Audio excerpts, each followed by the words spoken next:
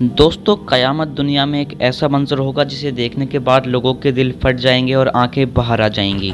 लेकिन बहुत सी निशानियां हुजूर पाक सल्लल्लाहु अलैहि वसल्लम ने हमें क़यामत के आने से पहले ही बता दी थी। तो दोस्तों आज हम उसी में से एक निशानी की बात करेंगे। ये एक ऐसी हदीस है जो आपको सोचने पर मजबूर कर देगी। क्या कोई पैगंबर 1400 साल पहले ऐसी प्रोफेसी कैसे कर सकता है? तो चलिए दोस्तों आज इसी के बारे में जानते हैं। आपने फरमाया जब बैतुल मुक़द्दस फलेगा फूलेगा तो मदीना बर्बाद होगा, और जब मदीना बर्बाद होगा तो पूरी दुनिया में एक बहुत बड़ी जंग का आगाज होगा। इससे मुराद जब यहूदी मस्जिद अक्सा और गुंबद खजरा को गिराकर थर्ड टेम्पलेट का इजाद करेंगे, तब ये दुनिया के लिए एक तबाही है। इसके बाद मदीना बर्बाद होने लगेगा, और जब मदीना बर्बाद होगा तो इस दुनिया में एक जंग होगी जिसे नबी करीम सल्लल्लाहु अलैहि वसल्लम ने फरमाया यह एक ऐसी जंग होगी जिससे लोगों के गोश्त के चीथड़े उड़ जाएंगे।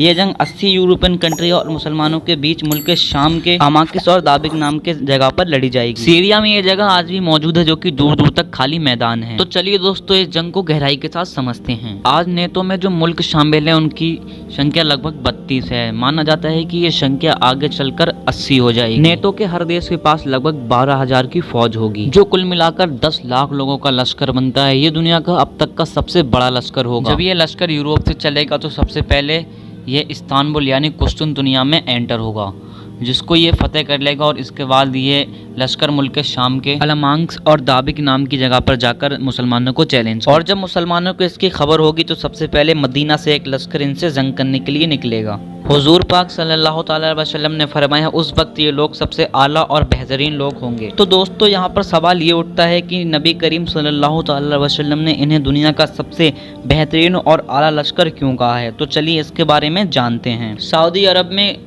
उस वक्त कोई बादशाह न होगा, लोग बादशाह के लिए इख्तिलाफ करेंगे। तब एक शख्स मदीना से निकलकर मक्का जाएगा। इस शख्स के आने से पहले मक्का के मीना में एक खून रेजी जंग हो चुकी होगी। लोगों को जब पता चलेगा कि एक शख्स मदीना से निकलकर मक्का आया है तो लोग इसके अखलाक देखकर इसको अपना इमाम चुन लेंगे। लोग उसके हाथों पर बैत करेंगे, लेकिन वो इस बैत को पसंद नहीं करता होगा। तभी अरब की सारी सल्तनत इमाम मेहंदी के हाथ में आएगी। अबू सुफियान का एक लश्कर हजरत इमाम मेहंदी को मारने की नीयत से आएगा, जिसको अल्लाह ताला बीच रास्ते में ही जमीन में धंसा देगा। जब हजरत इमाम मेहंदी अरब से निकलेंगे तो उनके साथ एक फौज होगी जिसमें सबसे बेहतरीन और आला दर्जे के इंसान होंगे। हजरत इमाम मेहंदी की खबर सुनकर खुरासान से फौजें चलेंगी जिनके पास सिया झंडे होंगे, और वो फौज हजरत इमाम मेहंदी के लश्कर में जाकर मिल जाएगी। उसके बाद मुसलमानी फौज के 3 हिस्से होंगे। एक हिस्सा वो होगा जो सामने वाले लश्कर को देखकर अपने हथियार डाल देगा और सामने वाले लश्कर में जाकर मिल जाएगा। आप सल्लल्लाहु अलैहि वसल्लम ने फरमाया कि ये अब तक के सबसे बदतरीन लोग होंगे। उसके बाद मुसलमानी फौज का एक लश्कर शहीद हो जाएगा। आपने फरमाया कि यह दुनिया में अब तक के सबसे बेहतरीन शहीदों में होगा। सुभान अल्लाह।